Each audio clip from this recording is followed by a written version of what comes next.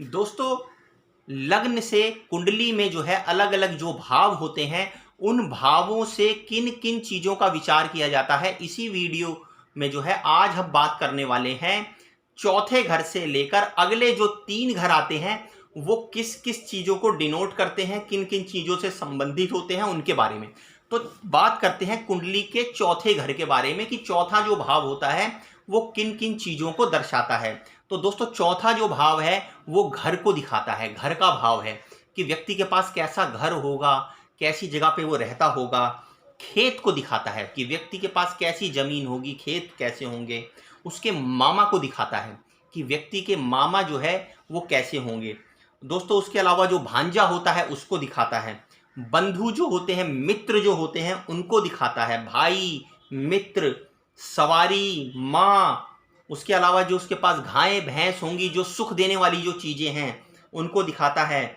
सुगंधी दिखाता है, जो सुगंध वाली चीज़ें हैं, जो आदमी को सुख देने वाली चीज़ें हैं, उनको दिखाता है। वस्त्र, जेवर, इन सारे सुख देने वाले जो है भावों का जो है वो चौथे घर से संबंध होता है।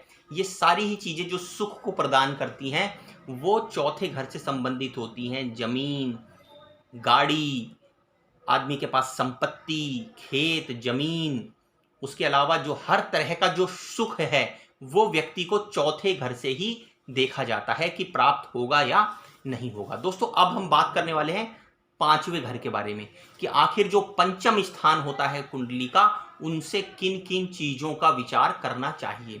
तो जो पंचम भाव है उसको राज शासन की मोहर के तौर पर देखा जाता है। मतलब सत्ता की जो मोहर होती है उसको जो है पांचवें भाव के रूप में दर्शाया जाता है। दोस्तों, इससे जो है वो मंत्री का भी विचार किया जाता है। कर जो होता है, टैक्स जो होता है, वो पांचवें घर से उसका विचार किया जाता है। आदमी के अंदर जो आत्मा होती है उसका विचार पांचवें भाव से किया जाता है। जो बुद्धि होती है उसका विचार किया जाता है पांचवें भाव से। भविष्य का जो ज्ञान होता है, मतलब कोई व्यक्ति के अंदर इंट्यूशन करने की कितनी पावर है, ये पांचवें घर से पता चल पाता है कि वो भविष्य को जान सकता है। दोस्तों, कई बार आप जो है ये जानना चाहते हैं कि बहुत सारे जो लोग हैं वो भविष्य में आने वाली चीज़ों के बारे में इंट्यूशन कर लेते हैं, तो उनको कैसे पता चलता है। ऐसे लोगों की कुंडली में आप पांचवें भाव को जाकर देख लीजिए, उनका पांचवा भाव जागृत होगा। इसी जागृत भाव की वजह से ही वो भविष्य को जो है उसका ज्ञान ले पाते हैं और उसको इंट्यूट कर पाते हैं कि आगे भविष्य में क्या होने वाला है, और ज़्यादातर इनके इंट्यूशन सच निकलते हैं। दोस्तों, ये भी बड़ी ही रोचक जानकारी है। उसके अलावा देखेंगे आप, जो पांचवा भाव है वो प्राणों का भी होता है, संतान का भी होता है। जो बच्चे देखे जाते हैं वो पांचवें भाव से देखे जाते हैं। आदमी का जो पेट होता है उसका भी पांचवें भाव से संबंध होता है।